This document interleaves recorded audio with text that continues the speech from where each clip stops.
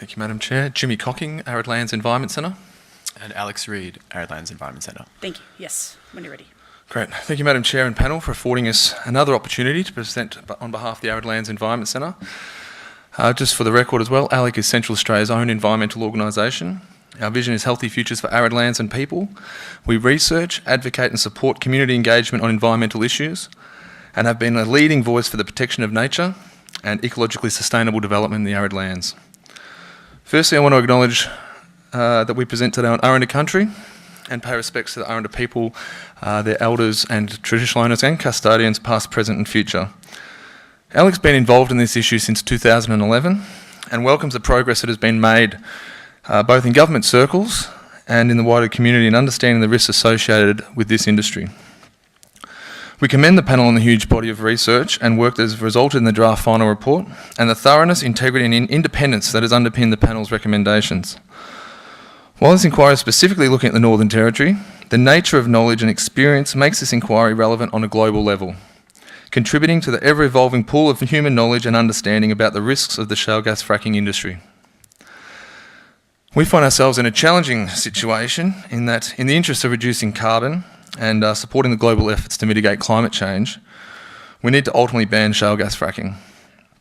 In line with the precautionary principle and acknowledging that there is no acceptable risk when it comes to groundwater supplies in remote Australia, we need to ban fracking. The whole concept of acceptable risk is subjective and is ultimately place-based and dependent on the local community and the people being subjected to the risk. The impacts of fracking are irreversible, and as the old adage that comes from the US gas fields, once you frack, you can't go back. ALEC disagrees with the conclusions of the report that we can adequately mitigate the risk. ALEC's position is unchanged, and the moratorium should remain in place because it poses an unacceptable risk to our land, water and air. There is no level of acceptable risk to water and no acceptable level of contribution to climate change when the science is firm on its conclusion that the vast majority of fossil fuel reserves must stay in the ground. ALEC's position on maintaining the moratorium is supported by most Territorians, and particularly here in Alice Springs, where almost 2/3 of Alice Springs residents have reported being opposed to shale gas fracking in polling. And also in line with community sentiment, local governments have also expressed concerns about the potential impacts on groundwater reserves. The amelioration of risk can only occur if the regulator has the information available to assess the risk prior to permitting an activity. This is the major deficit in the report. The amelioration of risk can only occur at the exploration phase. Fracking is part of the exploration phase. If it is only assessed at the production phase, then the underground damage has already been done. This is relevant to traditional owners, native title holders, pastoralists and Territorians reliant on groundwater. How can anyone accept the risk and engage in negotiations on an even playing field when the information is not available or considered until the production phase? It's too bad if you've already signed on at the exploration phase, where the Native Title Act and freehold title state that you agreed to exploration and it's binding, and therefore you've agreed to the production phase.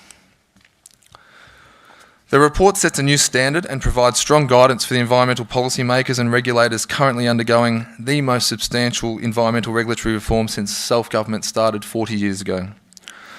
ALEC supports the regulation of petroleum activities as part of the NT government's proposed regulatory reforms, as opposed to establishing a specific regulatory body. The strategic regional environmental and baseline assessment process described is world-leading.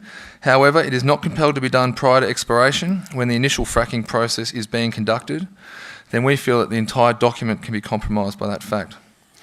Social licence is earned and not paid for, though it does come at a cost. The shale gas fracking industry may never get social licence to operate in the Northern Territory, and that will make this issue a political one for many years.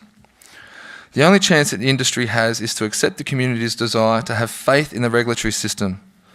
The current system is inadequate. We all know that. The implementation of the inquiry's recommendations will go some way to ameliorating community concerns. However, if the door is opened without making adequate precautions, and that means getting the regulatory framework and mechanisms in place to reduce the risk at exploration phase, and ensuring that that risk is not borne by the community or the government in the medium to long term, this industry will never get a green light by the community. Exploration in mining is different to shale gas exploration. Therefore, exploration for shale gas should be treated differently. We urge the panel to reinforce the fact that risk is unacceptable until these measures are implemented and applicable to the exploration phase and not apply only at the production phase. From here, Alex is going to go into much more detail about the issues highlighted. The work of the panel to date is commendable, and you have identified the full multitude of risks and threats posed by this onshore gas industry.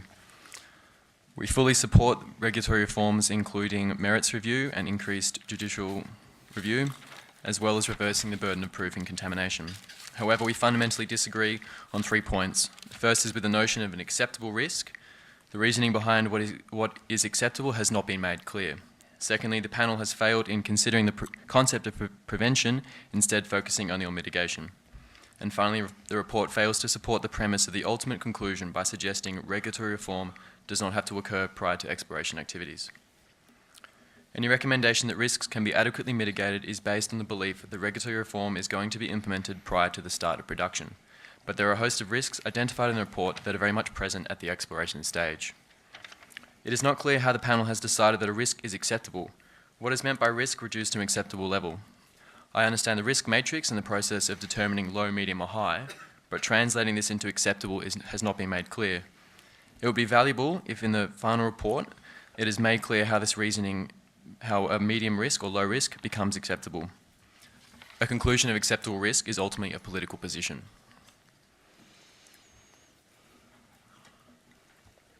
The report is one of the most comprehensive out of all the literature on the debate of fracking. It will go some way to substantiating global discussions and national discussions, but it is not the same as providing for a social license to operate. The report fails to acknowledge the scale and strength of community opposition.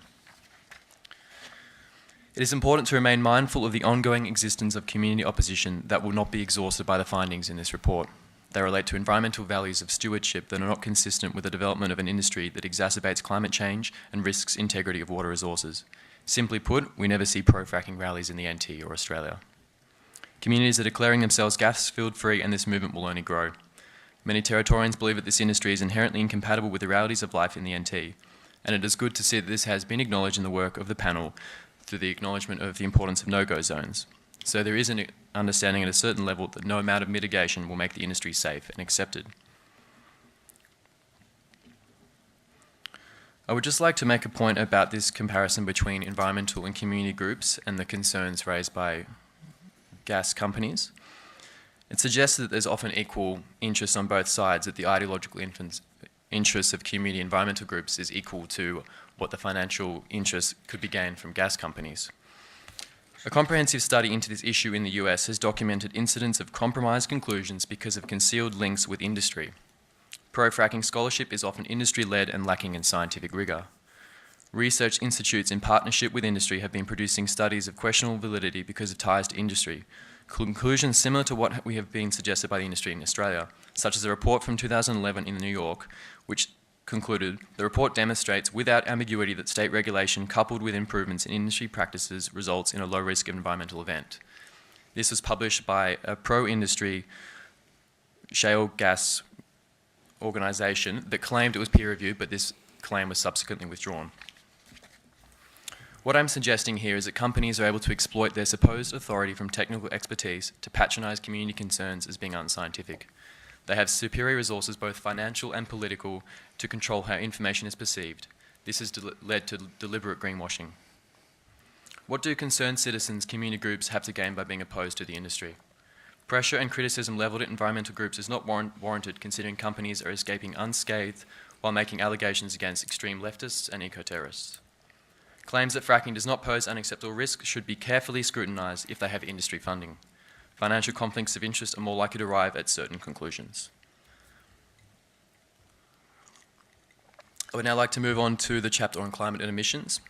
This chapter is highly complex and highly detailed, and I recognise that it was very difficult for the panel to arrive at the figures that have been made. The case has been clearly made to you, that substantiated by the most up-to-date science, that a vast majority of fossil fuels must stay in the ground. We reject the justification for gas as a cleaner fuel, as the immediacy of the issues leaves us no time for a transition fossil fuel. Evidence also given to the inquiry undermines the argument that emission savings are made from gas if fugitive emissions are factored into this. Each resource that is uncovered is undermining our ability to transition away from fossil fuels. The time is now to leave resources in the ground to solidify this transition that is already well underway. The chapter says there is little control over the downstream emissions, which is simply neglecting the possibility of a do-nothing scenario, while the do-nothing scenario was considered in the economic assessment. An increase of emissions of 5% in Australia is considered low to moderate, but the consequence was recognised as low. This decision is inconsistent with what we know. How is an increase in global emissions of low consequence, when we know that the rate of warming is leading to catastrophic consequences? It is not clear how the figure of 0.1% of global emissions was decided as the environmental objective. It seems like an arbitrary decision in the report, and this hasn't been referenced to any policy objectives or any political or public interest input. A 5% increase in Australian emissions effectively creates the need for a 10% reduction in other areas if we are to meet our obligations in international law. At what point do we start saying no to the exploitation of fossil fuel reserves? The report has said there is a global increase of 10 megatons a year from methane, but new research published using data from NASA has identified a fatal shortfall in this calculation to show that fossil fuel production contributes an additional 17 megatons of methane a year. Fossil fuels could contribute within the range of 12 to 19 megatons of this year increase. This means that the report has drastically underestimated the contribution of fossil fuel fugitive methane emissions to ambient methane concentrations.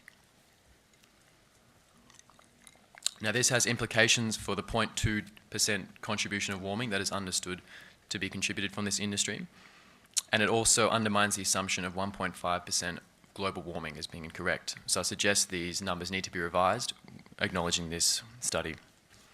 It shows that methane emissions are thus rising sharply.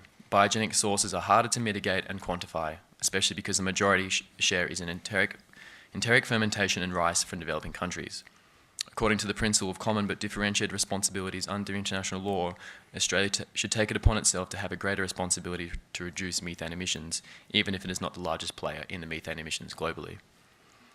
Further research is required to understand the interaction of field-based research and site-specific measurements. It is good to see that this has been acknowledged in the final report, but the question is how confident can we be in these levels that have been concluded by the panel if there is still such a big range of uncertainty because of the bottom-down or top approaches to methane emissions. Baseline monitoring of methane in the soil and atmosphere needs to be undertaken before any production occurs. Production of gas occurs at the exploration stage, so those baseline studies must be conducted prior to the lifting of any moratorium. For this reason, we oppose recommendation 9.3. It must be before exploration. It should also be extended beyond a year in order to gain an accurate understanding of seasonal fluxes in methane, including wildfires, which vary a lot in the NT. The best practice code must be developed prior to the approval of any exploration activities. This is absolutely vital as any flaring or venting occurring through appraisal or production testing will compromise the integrity of any ambient air concentrations, thus compromising the ability to gain an accurate baseline concentration.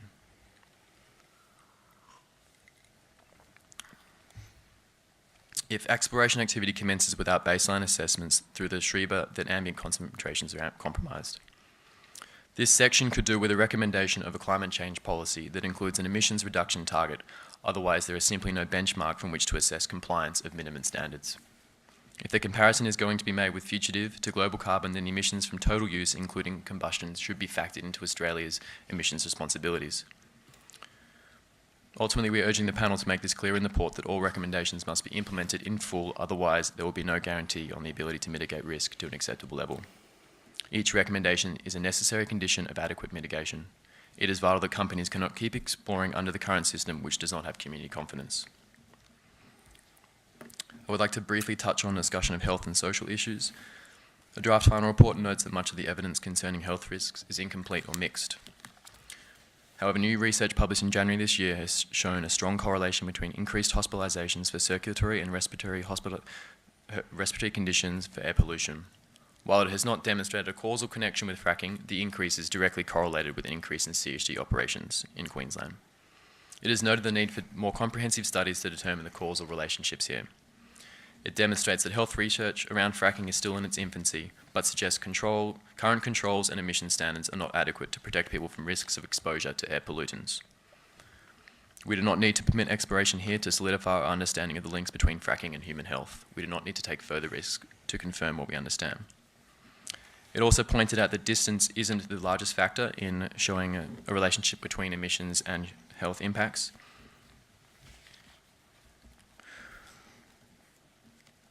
One of the most important points to take from this research is that health impacts are still largely undocumented, and there is still a high degree of uncertainty about the connection between well pad emissions and health implications. It is an evolving area of knowledge, so at this point it is not possible to know definitively. Human health risk assessments must be prepared prior to exploration.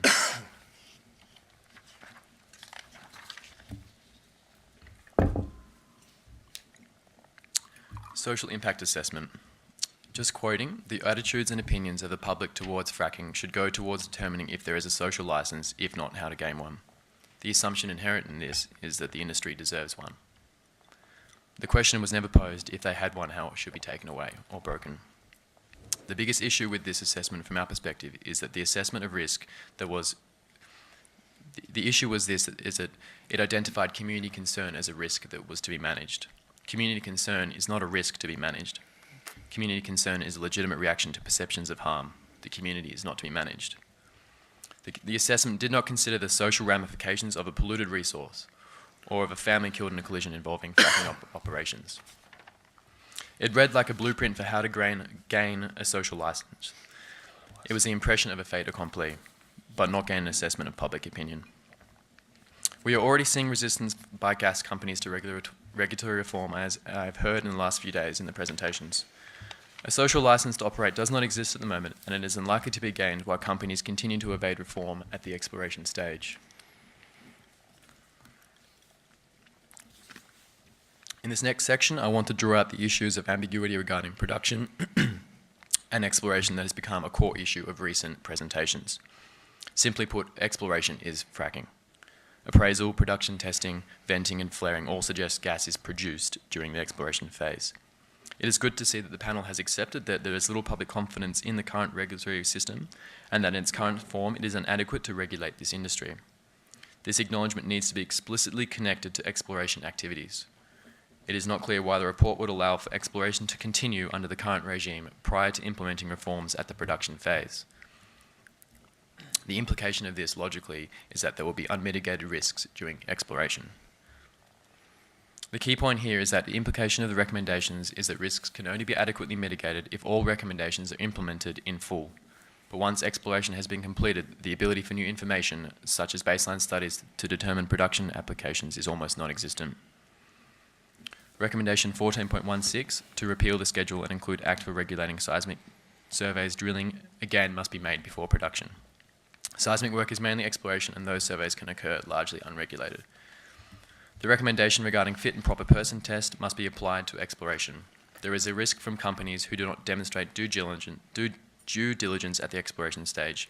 As you have heard in the video from Lucy Creek, that due diligence must be conducted at the exploration stage.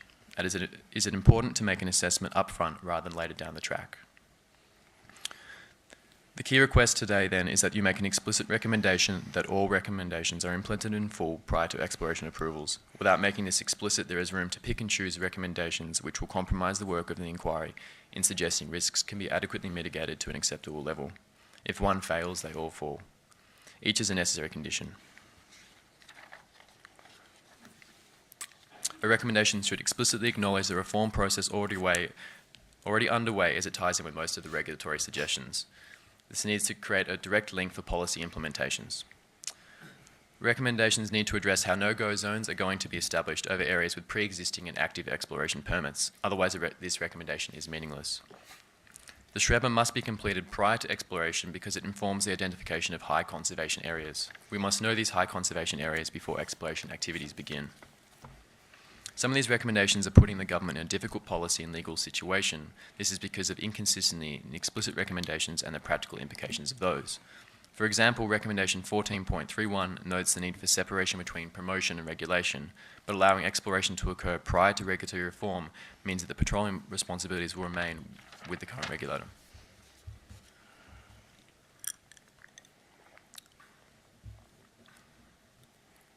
Regulatory reform is striving for a significant cultural shift in the NT, including rehabilitation and closure of wells. We strongly suggest a recommendation to introduce chain of responsibility legislation in the NT to adequately capture responsibilities of decommissioned and abandoned wells. The NT is host to an immeasurable number of legacy mines. There needs to be a significant policy shift to prevent operators from escaping the legal requirements of rehabilitation. An ideal model is the chain of responsibility legislation in Queensland. We do not support recommendation 14.26, a tiered approach to enforcement depending on the history of each proponent. Every company should be held to identical standards throughout the lifetime of the project. This will ensure that any changes with intention or not are captured and remedied. A tiered approach could lead to perceptions of a problematic relationship between companies and regulators, namely of conflict of interest and favouritism. It also places greater importance on the financial interests of the operator when the priority is outcomes and risk-based. By reducing monitoring, you are not reducing the likelihood of risk, just the likelihood of discovering any incident. It simply ensures a consistent level of oversight and transparency if all companies are subject to the same regulations. Another recommendation that is opposed in a similar vein is 8.15 in minimising impact of landscape amenity to as low as reasonably practical. Again, leaving such a valid judgment to the discretion of operators is problematic. Such standards need to be informed by those that stand to be directly affected. Companies should not be left to define what is practicable, as this will be designed primarily on a cost basis. Turning to the issue of public participation and consultation, recommendations in the current form undermine meaningful engagement in the decision-making process. If baseline health, environmental, or cultural studies are undertaken prior to production, then native title holders will not have access to information that is critical to establishing free, prior informed consent. Without having access to this information at the stage of consultation on an EMP will fundamentally weaken this assessment process. It will be vulnerable to current problems that plague the regulatory framework. This concern also goes towards 11.8, suggesting cultural assessment should occur prior to production. This cannot lead to meaningful engagement in decision-making because a right of veto has been forfeited once exploration has commenced. Such an assessment will not be able to inform any decision about utilising the resource. We firmly support adopting option 1 for regulatory reform. We understand this to be the most effective and practical arrangement to regulate this industry. Option 2 is problematic for several reasons, including adequate financing of this independent body, mechanisms, perception of a special interest for this industry, and favouritism. It renders the regulator more vulnerable to collusion by industry through developing a close working relationship. It would also be an inefficient use of resources if we had to move away from the current regulatory reform that is already underway. 14.32 is most important, which should be the reforms must be implemented prior to production. All risks present at exploration are not capable of being mitigated. If the panel does not recommend granting of all reforms prior to exploration licenses, the premise of the conclusion falls away. Unless they are all implemented in full, the report will remain in a logically and legally untenable position. Thank you, Alex. And also thank you to the panel for the opportunity to present again today. We thank you, Madam Chair, for the way that you've led this inquiry and extend our thanks to the panel for the exceptional process of consultation and engagement on this very important issue. Despite that, there have been some clear failings of consultants through the process, and I've also just had a phone call before I arrived here that there's some concern around the engagement with Indigenous communities where people are relying too heavily on anthropologists and not necessarily talking directly to the traditional owners and asking them. We also have some concerns about the recent exposure of what appears to either have been a grave mistake or a potential cover-up of a well failure or other anomaly that does not demonstrate the transparency we would expect from an industry seeking to build community trust. And we've also heard that there was alleged hallway collusion of industry and media figures immediately post this revelation in Darwin. We urge you to consider what we've presented today, and we wish you all the best in the final days of this important inquiry. Alex supports a ban on fracking, but at the very least, we ask that a moratorium on fracking be maintained until all of the recommendations are implemented, and the recommendations cover exploration and not just the production phase. We did take some umbrage, and we were a little bit concerned about what we saw as being inappropriate and possibly unethical adaptations of Rachel Carson's Silent Spring in both the introduction and conclusion of the report. We think it is appropriate then to end our presentation with two much more appropriate quotes from Rachel Carson. Underlying all of these problems of introducing contamination into our world is the question of moral responsibility. The threat is infinitely greater to the generations unborn, to those who have no voice in the decisions of today, and that fact alone makes our responsibility a heavy one. Now, I'll leave you on this final note to also quote Carson, since you invited poetic discourse and humanity into this discussion. If, having endured much, we have at last asserted our right to know, and if, knowing, we have concluded that we're being asked to take senseless and frightening risks, then we should no longer accept the counsel of those who tell us that we must fill our world with poisonous chemicals. We should look about and see what other course is open to us. Thank you, gentlemen. A couple of matters. Certainly, in relation to social license to operate, coffee was never asked to ascertain whether or not there was or wasn't a social license to operate. They were asked to build a framework. The assumption underlying that, of course, is that there is no social license to operate. Otherwise, why would you build the framework? You wouldn't need to. But we do take on board, and we will take on board the commentary from you and many other people that we haven't, identified clearly enough the community opposition. And that is something that we will attend to.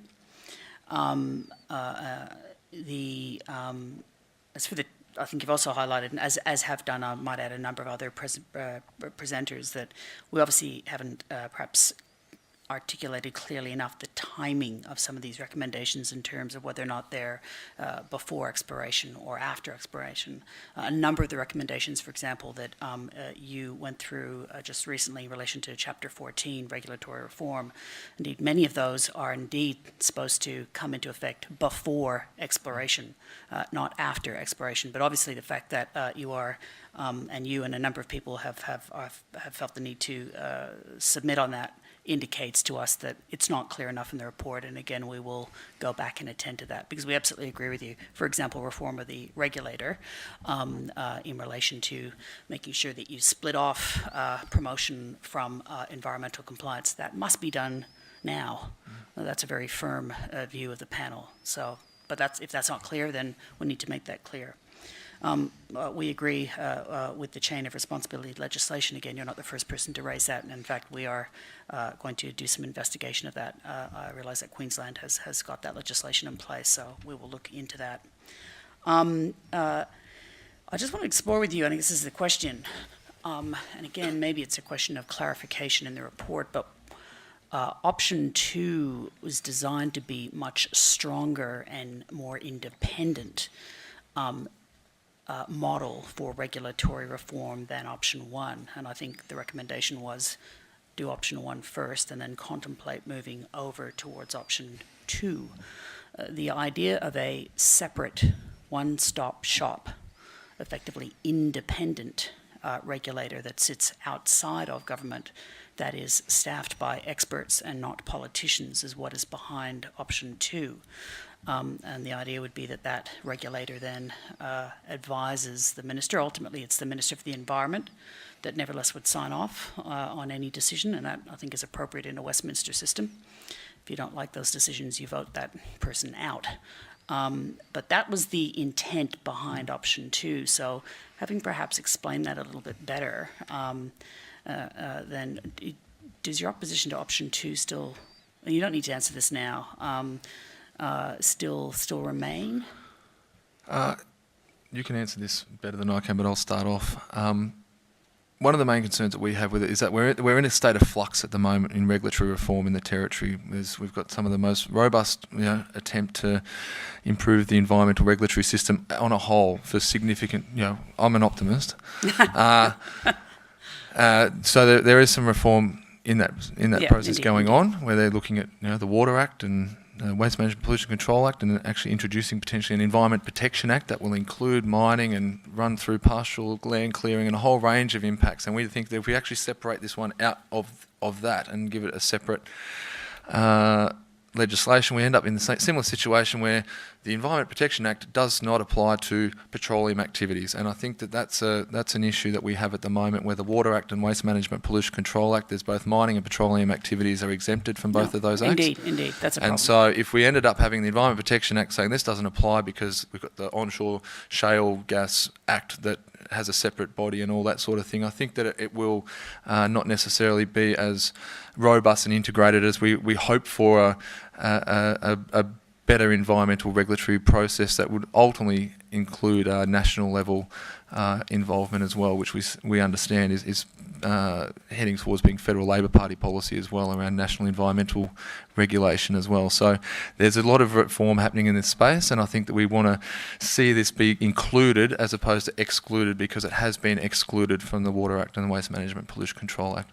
But you can add on to that. If it was included, would that change your view? If you ended up having two levels of sort of protection, in the sense of you have an environmental act that applies, but you nevertheless have this independent body, one-stop shop body, separate, as I said, from government. It would sit outside of government, that would then advise behind the science or whatever that may be to the relevant minister. Again, I can't see how that doesn't do anything other than strengthen the existing position.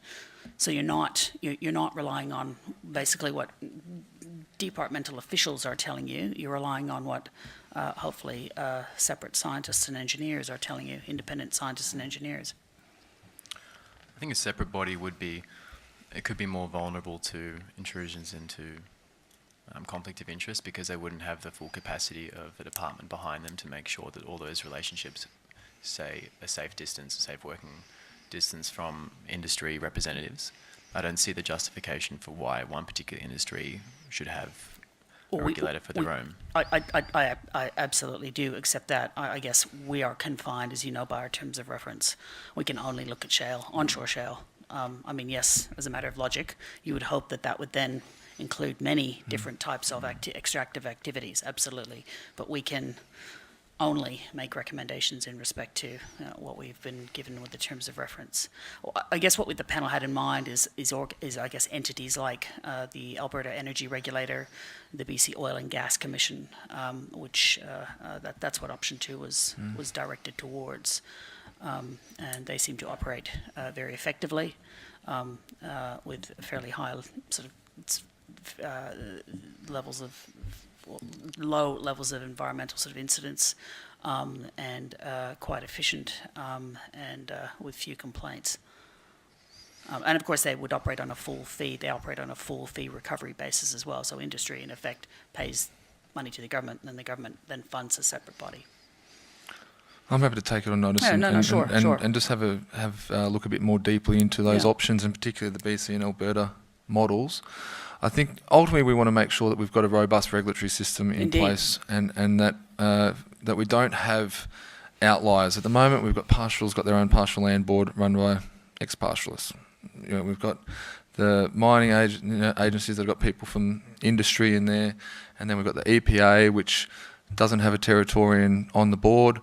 So there's a lack of ownership of issues, that if something goes wrong, well, people can just go back to where they live and not have to deal with the consequences, either socially or politically. And I think that we do need, and I think this just reinforces our point about we need to maintain that moratorium to be able to get these structures in place. Like, this isn't going to be ready next week, and I know there'd be people knocking on the door and people in this room that would want the moratorium to just get rid of as soon as you lay down your final report, and have the Chief Minister walk out and say, yep, we're lifting the moratorium, we're implementing the recommendations, and we're going to allow it to happen up in the Beetaloo and not have the regulatory framework in place. This is why it reinforces our point for there to be an extended period of time for this moratorium to get these structures in place, and to make sure that it's functioning before we have all these teething problems of a potential... I understand that, and I understand the position you put, but you've heard what I've had to say about our ability to recommend that the moratorium stays or goes. Again, I guess option 2 was designed, but obviously not clearly enough, with a view to allowing people to have that one body to go to if they have a complaint, if they feel that there isn't compliance, if they need information, if they want to get some education, whatever that may be. That was designed to avoid, in fact, the bifurcation of various agencies, which, with great respect, is what has I think probably occurred in Queensland, where you've got various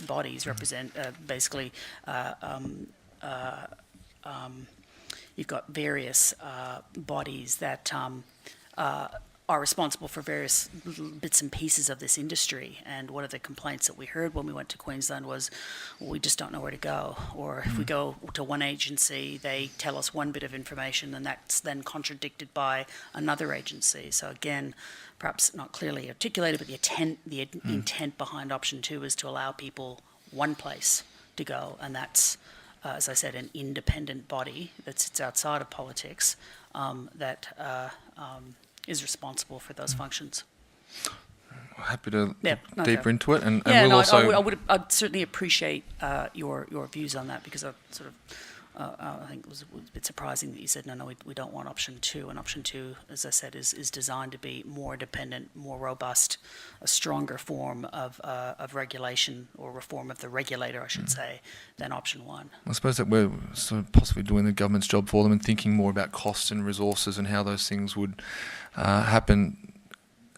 Which is I'm why the open- recommendation yeah, was so option 1 now, absolutely option 1 now, and then look at moving towards option 2 in the future, for the very reasons that you have just identified. I suppose we're coming from a wanting to ban fracking position, so we would probably, I- rather than waste money setting up a regulatory body to manage something that we don't want to see happen, we'd rather just see a stronger across-the-board environmental regulatory system. I appreciate that, and that is an understandable position to take.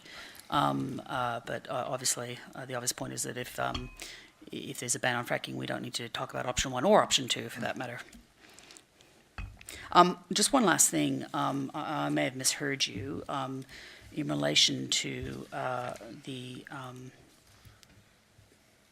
confusion about the two figures, one of which listed a well defamation and one of which didn't by origin. I don't know whether you two gentlemen have had a chance to have a look at the live feed that's on our website. Well, I suppose not so much live now, and see that sequence of events, see what happened, listen to Dr. Close's explanation, listen to the inquiry's explanation of the chronology. Have you had a chance to look at that? I have followed it. We actually happened to have it on at the time when all of that happened, and it was a big surprise to us. And then also seeing an explanation, or I don't know how it best to. It was an explanation from Dr. Close about why it happened. It's still, like, from my perspective as a person who calls this place home, and has a reasonable understanding of science. It seems strange that there are those two figures that exist, and looking at the time frame of when that happened, it seems as though there's just looking at. I'm giving you an explanation in terms of what we've seen and why I made those comments, if that's all right. Use the word cover-up, potential cover-up. I said potential, because Yeah. I think that's what we Well, saw in the media. I said it's either a mistake or I could say an airbrush touch-up. It's either way. There's a yellow section on one document that was submitted in April, from my understanding. No, you got the first one. You got that one you got the all blue one in April, and then you got the yellow one in May. I'm just looking at the chronology from what I saw, at least in the Alice Springs News. They must have just reported off what they saw. You actually looked at the actual, so you watched it live. We saw the explanation. You saw the explanation from both the panel and Dr. Close. Did we saw the panel, did we? Or we just saw David Close? I think it was just we saw David Close. We missed. There was a period in between where we missed we saw your. The chronology that the panel went through, and I just want. It's important that I share this with you. Made it perfectly clear that the second diagram that had the additional markings on it was given to the inquiry on the 25th of May 2017. Before the interim report was published, and before the draft final report was published, and well before Naomi Hogan gave her submission, made her submission in Darwin, well before. So, and it's for that reason that the inquiry has categorically rejected any suggestion whatsoever of a cover-up, potential or otherwise, by Origin. That document has been in the public domain for all to see, including Lock the Gate, since the 25th of May 2017. I can't overemphasize that enough. Ms. Hogan gave an explanation, which appeared to be along the lines of, well, she only just discovered this on Sunday. It's a matter for her, but it has been in the public domain since the 25th of May 2017. So there was no surprise, there was no cover-up. The inquiry wants to make its position perfectly clear in that respect. There has been a mistake, a wrong attribution to that chain of events and the characterization behind the motives ascribed to Origin. Now, as I said, Lock the Gate have yet to apologise to Origin or indeed to this inquiry, and that's a matter that we view with some dismay. Can I just ask a clarifying question just on that? So, so it was a mistake that the original, the one that doesn't have the yellow section on it, the anomaly or whatever it is, that was not on page 81 by mistake, as Sorry, opposed page 81 of what? because of the Well, final we report. You have to be very clear as to Sorry? which report that you're referring to. Sorry. But in the final report where there is the picture of the graph, Yes. and there's just the blue, like ultimately the one that doesn't show Yes. that. Is that a mistake, or is that that's what I don't understand. If they both exist and they're both a real graph, why is one there? Why is the one without the yellow in the report? Is that because of commercial in confidence and not wanting to damage Origin's No. potential investment in there, or is it more about that it was just a mistake? Or It's a timing issue with respect to when it was provided to us, when the interim report was published. At no point did anyone tell us, "Oh no, hang on a moment. There's a more updated or up-to-date version of that diagram." Origin didn't tell us. We didn't pick it up. Lock the Gate certainly didn't tell us. And then, so what happened is that diagram made its way from the interim report into the draft final report. It was also provided, I might add, for different purposes. And that, I'm not going to try and paraphrase Dr. Close's explanation of that. I will get it wrong, but it was provided for slightly different purposes. So there's nothing nefarious. There was nothing nefarious in relation to its provision to the inquiry and in relation to the publication by the inquiry, and there certainly wasn't a cover-up, and that must be made perfectly plain. thank you for clarifying, and I expect then that picture will not necessarily be appearing in the final report. Which picture? The graph. Which one?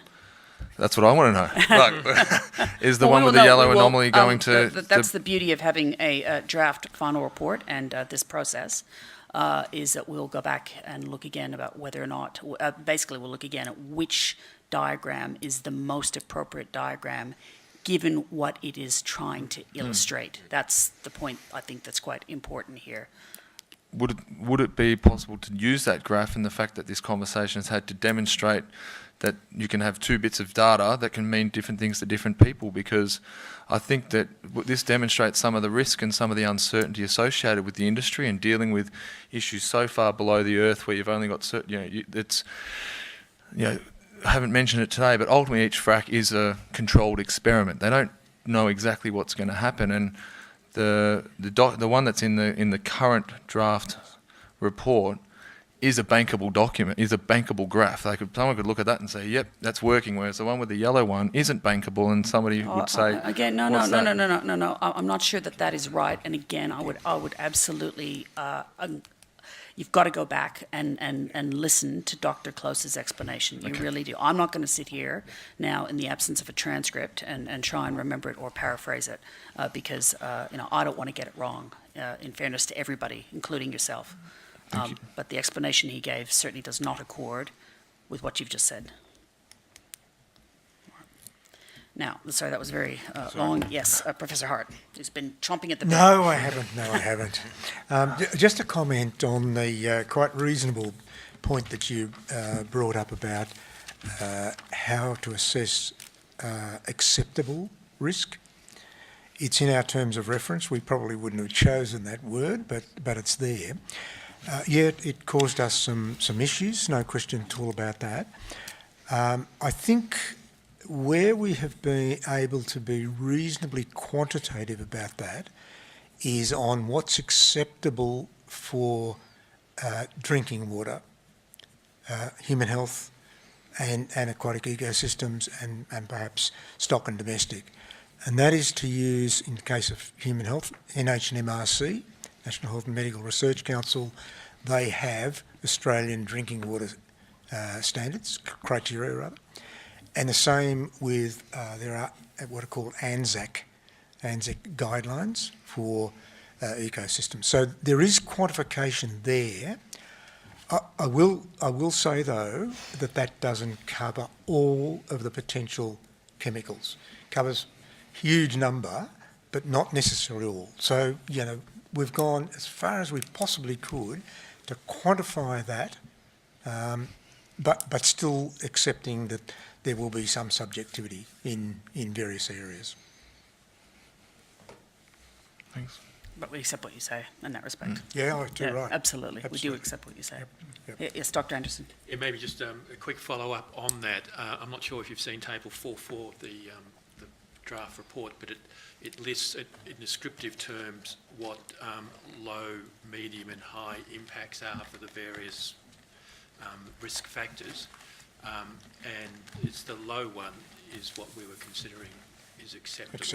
So if you perhaps go back to that and check out Table 4.4, it's all described, and as Professor Hart said, it's mostly in a qualitative sort of sense of, you know, for example, low risk to land is impacts of limited significance, doing this, and you know that sort of thing, and through to high impact. So maybe check that one out. But I've just got a question, Mr. Copping.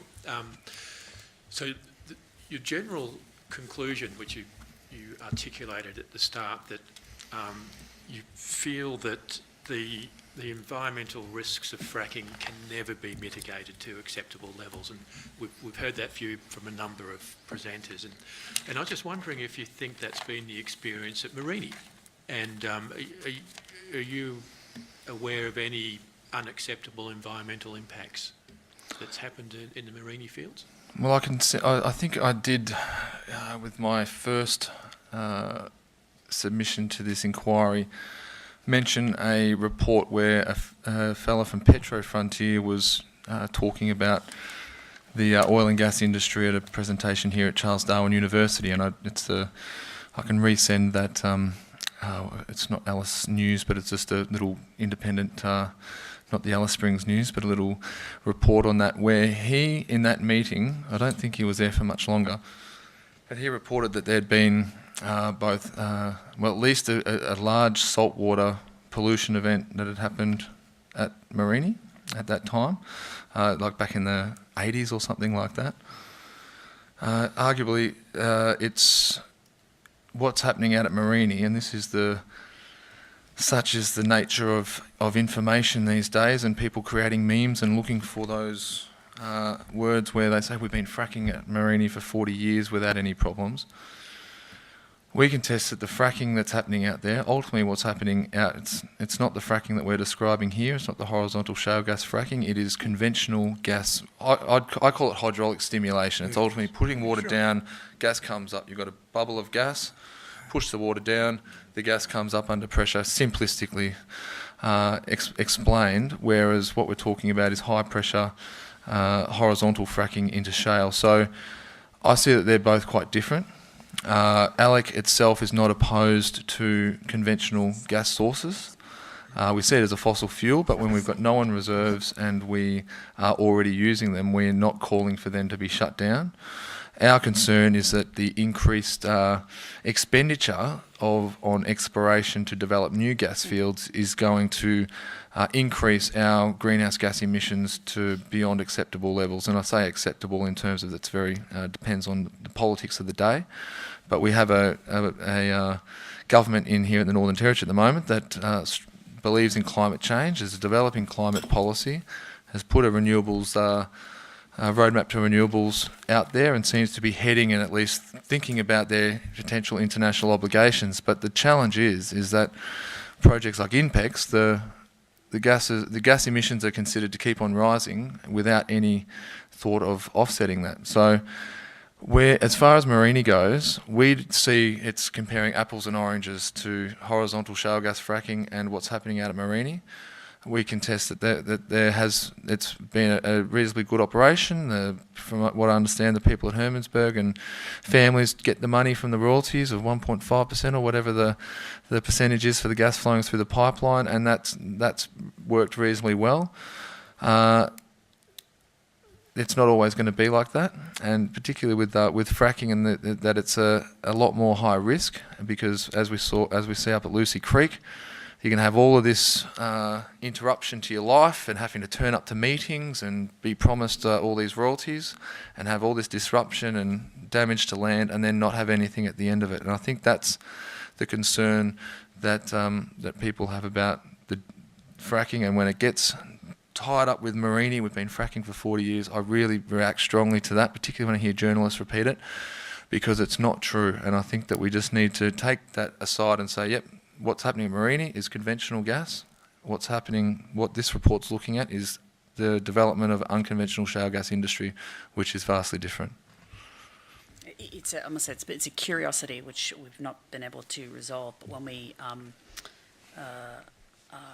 went to Mumbai to have a look at the frack and the drill there, and we issued a community update as we do for purposes of information and transparency, and we were criticised because we'd gone to see this conventional drill and conventional frack. So we went back to Santos and said, well, what's the difference? And they said, look, as far as they're concerned, unconventional, their definition of unconventional is anything that requires hydraulic stimulation. So they said, we don't know why some people label what happens in South Australia or what happens in Mereenie conventional, but it still involves hydraulic stimulation. As opposed to fracturing. Which is hydraulic stimulation. The difference is you go down in one, and in the other you go down and sideways. But they both involve hydraulic stimulation. Fracking is hydraulic stimulation. The difference from what I understand with what happens out at Mereenie is that they're using a mixture of more saline water. It's not actually like they don't put all the chemicals in it that they see in a horizontal frack and the proppants and all those sorts of things. Just generally water, from my understanding, or salty water, if that's correct. If somebody, I'm not sure that's right, but we will check that out. But I'm not sure that's right based on what we were told when we went down to visit Mereenie. And that was one of the specific reasons why we went to go and visit Mereenie, was because we wanted to see what a mature gas field looked like after rehabilitation and after just both, certainly after the trees and the grasses and shrubs and stuff had come back, and also to see what a gas field that had been hydraulically stimulated, i.e. fracked, had looked like. Your interpretation may well be true for the 70%. We understand that 30% of the wells in Mereenie have been hydraulically fracked. They're vertical, but that process is similar to a lateral. You've got to split open the rock, whatever it happens to be, to access the gas. So I think there are some... We will integrate that further. We will interrogate that further, without a doubt. But it does remain, I think, a bit of a grey area. As I said, according to Santos at least, anything that involves hydraulic stimulation is fracking and is unconventional, whether it's tight, whether it's shale, whether it's CSG. and that plays the narrative really well. I'm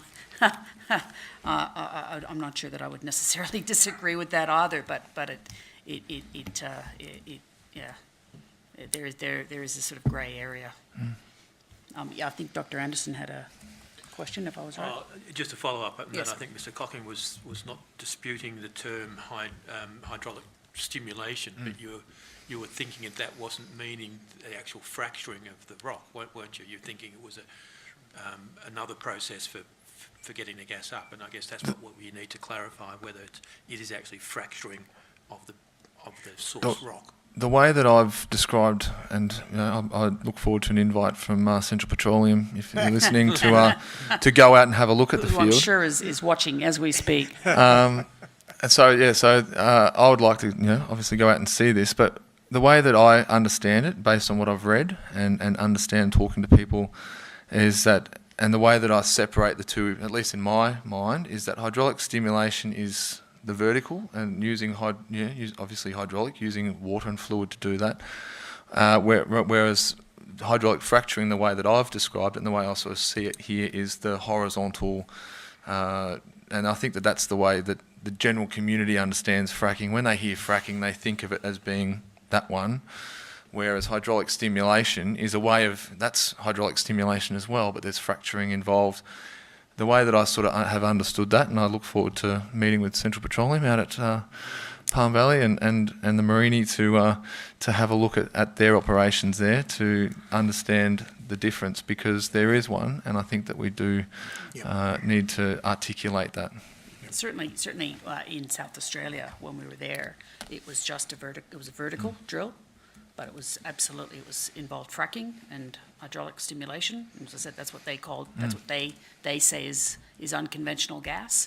And certainly in South Australia, at least, as I said, we need to clarify the position in relation to the chemicals, if any, used at Marini. But they certainly used all the chemicals that we have been discussing during the course of the past 13 odd months. And in fact, we were shown a mixture of the prop in the guar. It was actually made up for us just to show us how it's done. And we saw, what I think all of us in this room would understand to be in a frac, of the frac that we're talking about. But it was just straight down, but not lateral. But, with many, if not all of the attendant risks that we have been discussing and looking at and investigating over the past 13 odd months. That's good, and I suppose it's good for the panel to have gone out there and seen it, and I think it's also, the fact that it went smoothly is a great thing. What we've seen here in the Territory already with hydraulic fracturing, or horizontal slick water fracking, to be more precise, up at Lucy Creek and those sorts of examples. Talking to someone who was on the ground there that day when the shallow well failure happened, they went from being pro this industry to anti very quickly, because those sorts of incidences stay with people for a long time, and I think there's, it's one of those things that you never want one of these negative experiences to happen, but the fact is that they do, and the Territory example and the Territory experience with horizontal slick water fracturing currently has a 100% fail rate, On Mungie? Well, it's debatable at the moment in terms of what we're talking about with that graph. So we'll say again, 70%. I would urge you to go and look and listen at Dr. Close's explanation, because I think once you listen to that, there is a degree. I'm not saying you necessarily have to accept what he says, obviously, but he does seek to put that into context. Thank you. Yes, Dr. Smith. Sorry, extending a discussion we've already had that's quite lengthy, but just one other comparison I wanted to ask you, and the other industry, unconventional gas industry in this country, that's been used in some areas for comparison by the inquiry, is the CSG industry, which uses vertical wells. Do you regard that as fracking, or did you regard that as something different? Because that obviously is a basis of comparison we have made to some extent. Well, it's a different process. I suppose I've very much looked at it from a Territory perspective, and here we have very much a largely shale, but we've also got, there's proposed for a coal to gasification project in Paderca Basin. That's happily not.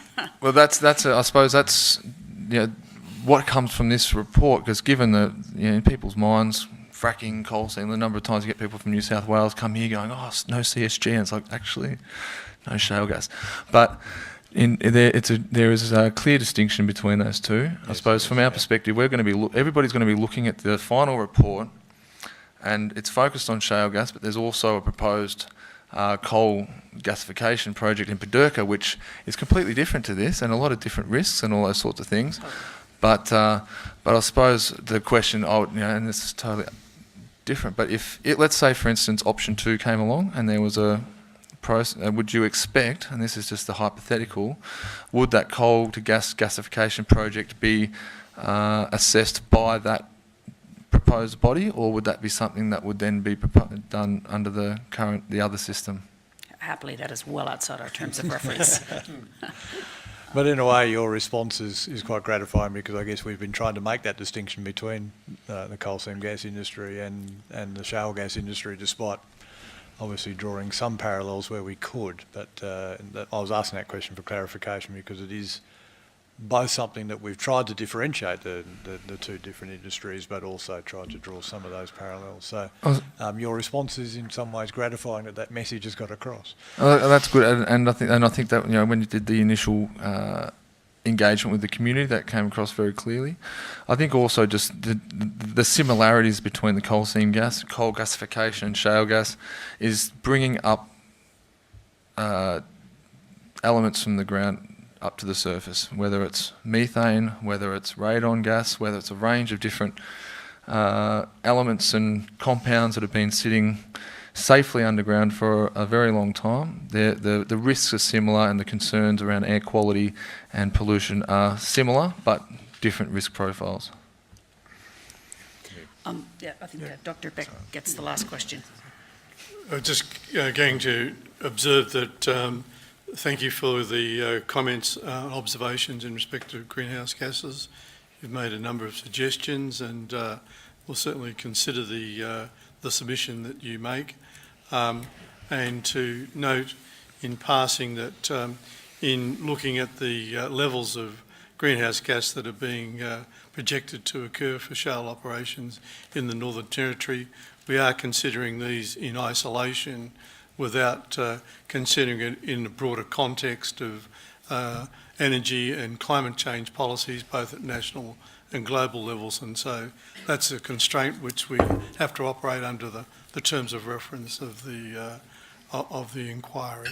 Doesn't that limit in some way how you assess the risk? Pardon? Doesn't that limit then how you can assess the risk? Well, there has to be some caveats on how we as you would have read, we've assessed the risks on an absolute basis. What I'm saying is that assessing them in that context by the necessity of the constraints of the terms of reference, we don't consider that in a broader context of policies that are being undertaken globally and nationally, and initiatives that are being undertaken both by commercial entities and individuals as well too, that are ameliorating the emissions. But you've said that if it's below 0.1%, then it's a low impact in comparison to global emissions. So you are making that broader. Yes, I am. But I'm saying that the issue is that we're making an assessment of the additive effects from a single shale gas operation, potential shale gas operation in the Northern Territory, without considering other policies that will be or can be implemented both nationally and globally to reduce emissions and try to meet Paris targets and limit global temperature rise. It's just a constraint that we have to operate under. And look, it does add to an air of, you know, I think we said this before, Yeah. artificiality in the exercise. Gentlemen, we are terribly late. Mr. Cocking, Mr. Reid, thank you very much for your presentation today, and thank you, and that's the reason why we're late, is because when we have good people coming before us, we question them, and we test, and we do want your feedback, and you have consistently provided us with good quality submissions and very robust and rigorous engagement with the inquiry, and we certainly appreciate that, and I think the report is all the stronger for it. So thank you very much. Thank you for your work.